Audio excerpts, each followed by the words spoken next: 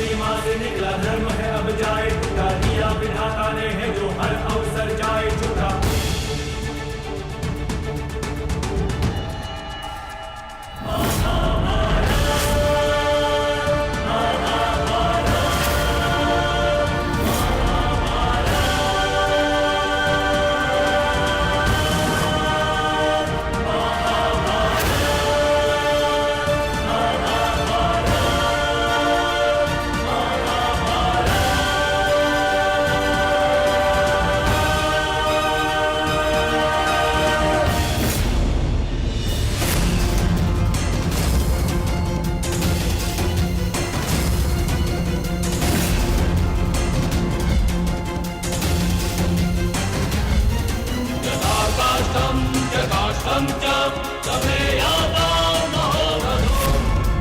लक्ष्य भेदवान होता।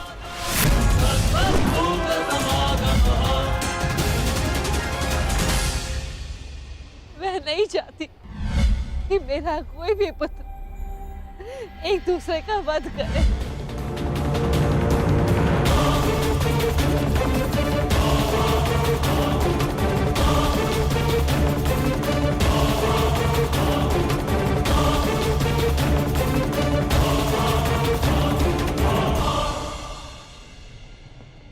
यही युद्ध की विभीषा है।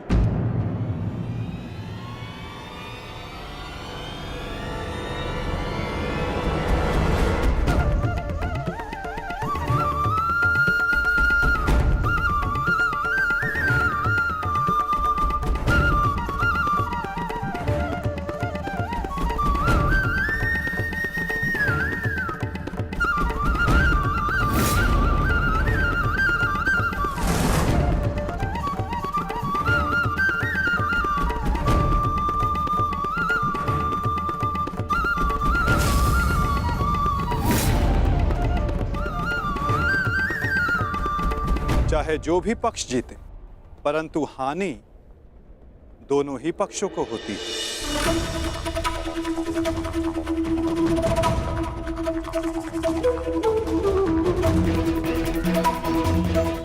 युद्ध की हानि तो उन्हें होती ही है जो युद्ध में भाग लेते, और उन्हें भी होती जो युद्ध में भाग नहीं लेते। और अब जो मैं बताने जा रहा हूं, यहां उपस्थित कुछ लोगों को यह ज्ञात है, और जिन्हें ज्ञात नहीं है वो इस बात को जान लें।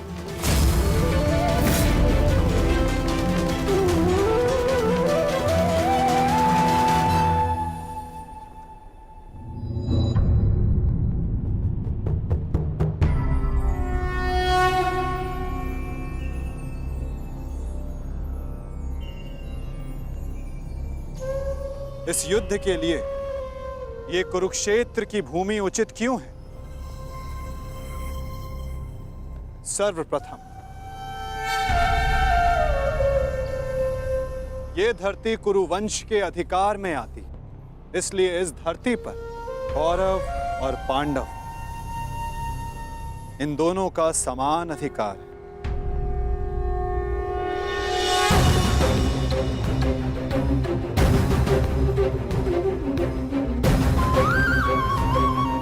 ये भूमि, ये पवित्र स्थल देव नदी सरस्वती के दक्षिण और दृश्यवाही के उत्तर दिशा में आता है। ये भूमि, ये भगवान परशुराम के यज्ञ कुंडों से घिरा हुआ है, और उन भगवान परशुराम के 3 शिष्य भी इस युद्ध में भाग ले रहे हैं। महर्षि कुरु ने बरसों तक इस भूमि को जोता और देवों से यह वरदान प्राप्त किया कि जो भी इस भूमि पर मृत्यु प्राप्त करेगा उसे मुक्ति मिलेगी, स्वर्ग मिलेगा।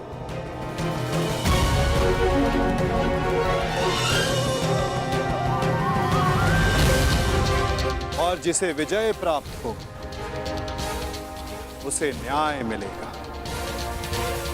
ये भूमि न्यायदात्री, पाप नाशिनी है, और ये युद्ध भी न्याय के विजय के, पापों के नाश के लिए हो रहा है। मुझे विश्वास है कि युद्ध का परिणाम चाहे जिस पक्ष में क्यों ना हो, धर्म स्थापना अवश्य हो।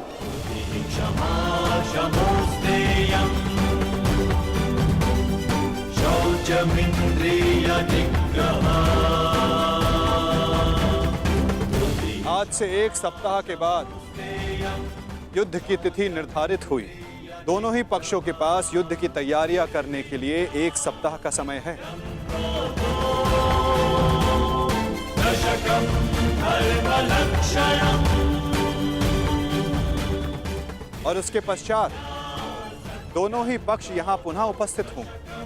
धर्मलक्षणम् दशकं धर्मलक्षणम्। युद्ध के नियम निर्धारित करें, फिर आरंभ होगा महाभारत का।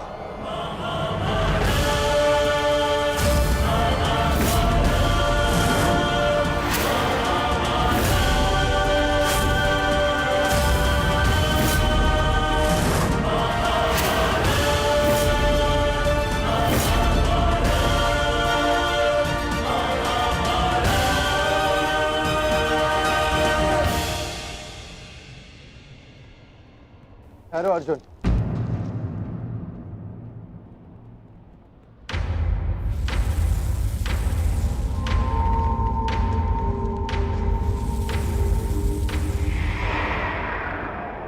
युद्ध से पहले भी आप हमारे श्रद्धेय थे, युद्ध में भी होंगे और युद्ध के पश्चात भी।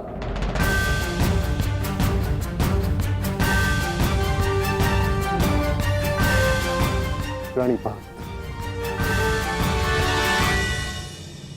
आयुष्मान भव।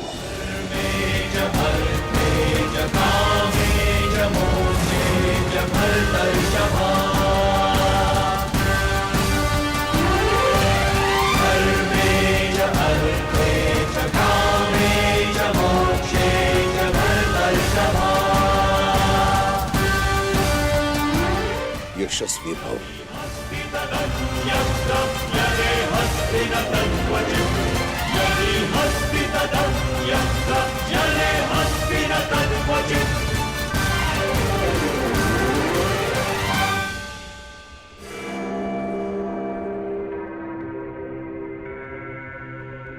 ये क्या था पितामह, जिन्हें हम युद्ध में परास्त करके उनका अंत करना चाहते हैं, उन्हें आप लंबी आयु का आशीर्वाद दे रहे हैं। ये दुर्योधन जब छोटे आशीर्वाद मांगे तो उनको आशीष देना बड़ों का कर्तव्य है। तुम यदि अपने ज्येष्ठ युधिष्ठिर से आशीर्वाद मांगोगे तो अवश्य तुम्हें आशीर्वाद देगा। इतनी बड़ी सेना है तुम्हारे पास, मेरे केवल एक आशीर्वाद देने से तुम अपना आत्मविश्वास खो बैठे। तुमने जो चाहा तुम्हें मिला, वो सब कुछ तुम्हारे पास है जो तुम्हें चाहिए। मैं तुम्हारे पक्ष में इस युद्ध में खड़ा हूं, परंतु पांडवों को भी मेरे आशीर्वाद का अधिकार है।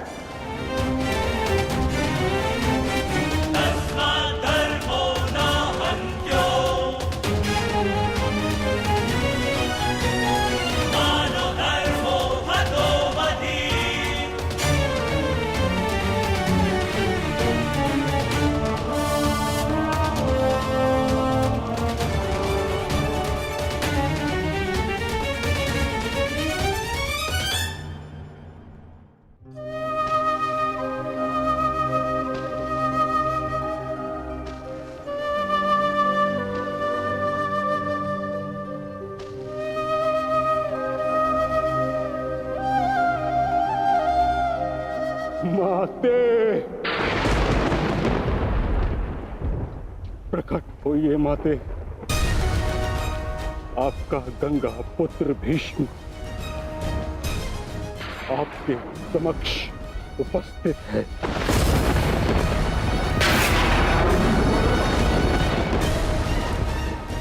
क्या मेरी आवाज आप तक नहीं पहुंच रही? समूचे संसार को अपने जल से शीतलता प्रदान करती हैं आप।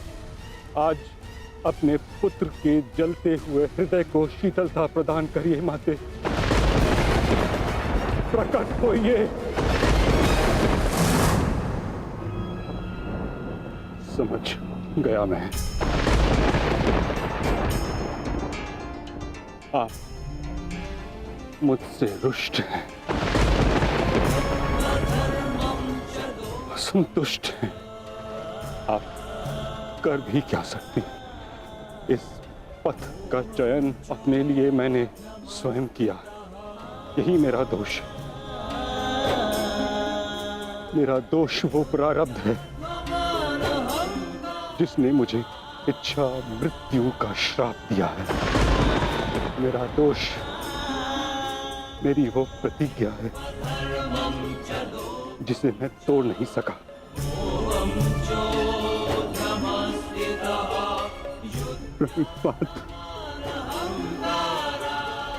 आज आपका ये पुत्र आपके आशीर्वाद के बिना ही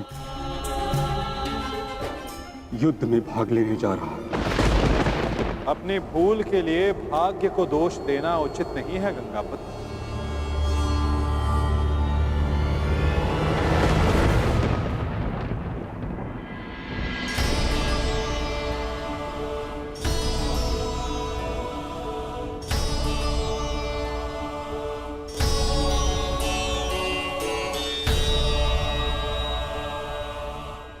एक योद्धा को इस अवस्था में देखना भी तो उचित नहीं वासुदेव। मेरे समक्ष केवल एक योद्धा ही कहां खड़ा है। मैं तो उस पुत्र को, उस पितामह को देख रहा हूं जिसकी दृष्टि में अपराध बोध है और मन में पश्चाताप की अग्नि। सत्य कहा आपने। आप एक योद्धा को नहीं, एक अभागे को देख रहे हैं। मुझसे बड़ा अभागा इस संसार में कौन होगा? एक ऐसे युद्ध में भाग लेने जा रहा हूं जहां मेरे ही वंश के लोग एक दूसरे के रक्त के प्यासे हैं। भाइयों में प्रेम की जगह प्रतिशोध है, अहंकार है। बाण किसी ओर से भी चले, छाती मेरी ही छलनी होगी। रक्त किसी का भी बहे, हृदय मेरा रोएगा। और मैं इस अनर्थ को रोकने के लिए कुछ भी नहीं कर सकता। जब आप रोक सकते थे तब आप मौन रहे गंगापुत्र।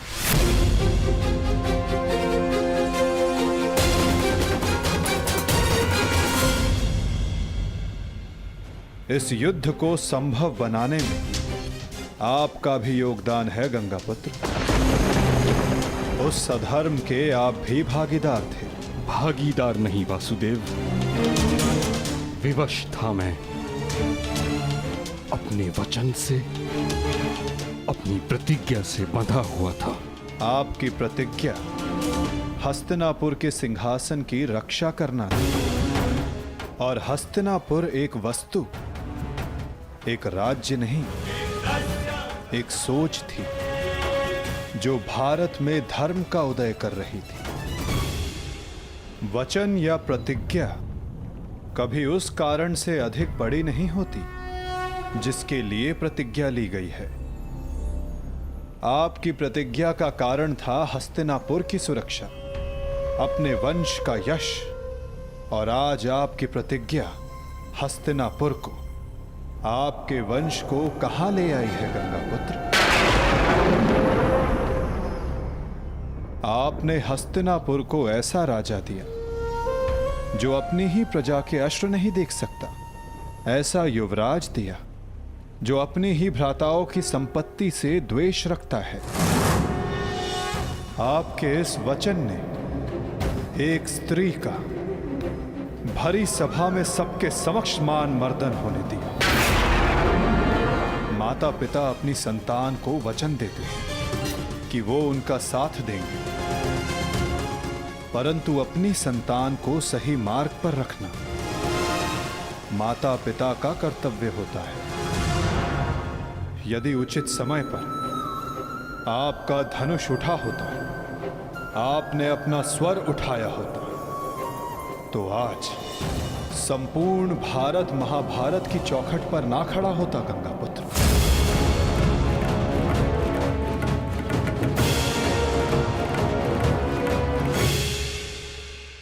आपकी इस प्रतिज्ञा को पूर्ण करने के लिए कितना बड़ा मूल्य चुका रहा है ये संसार।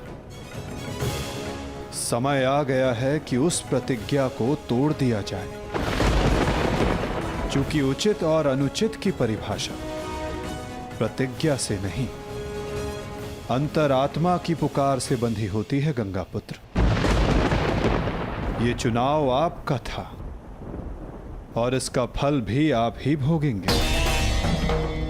अपने चुनाव के लिए आप स्वयं उत्तरदायी हैं गंगापुत्र, ना कि आपकी प्रतिज्ञा और ना ही आपका प्रारब्ध। ठीक कहा आपने वासुदेव।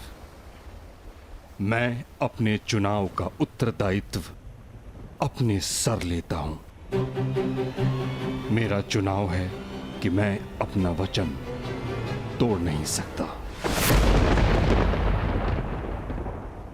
निराशा हुई मुझे ये जानकर। कदाचित इसके लिए पांडव आपको क्षमा कर दे, कदाचित याज्ञसेनी आपको क्षमा कर दे, कदाचित मैं आपको दोषी ना मानूं, परंतु इतिहास आपको इसके लिए कभी क्षमा नहीं करेगा गंगापुत्र।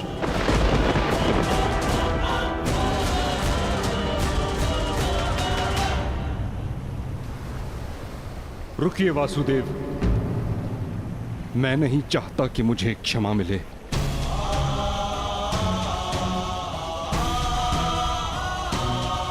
वचन पूर्ण करने का पुण्य मुझे मिले न मिले, परंतु मौन रहने का दंड मुझे अवश्य मिलना चाहिए। मैं अपने निर्णय से असंतुष्ट हूं, परंतु इस बात का मुझे संतोष है कि पांडवों के पास वो अस्त्र है जो मुझे मेरी प्रतिज्ञा और मेरे श्राप से मुक्ति दिला सकता है।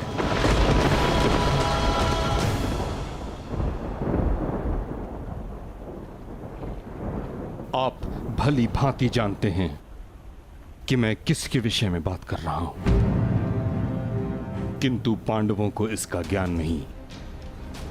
उनका मार्गदर्शन आपको करना होगा वासुदेव। भीष्म नामक समस्या का समाधान आप उनको सुझाएंगे। समाधान अपने गंतव्य तक पहुंचने को है गंगापुत्र।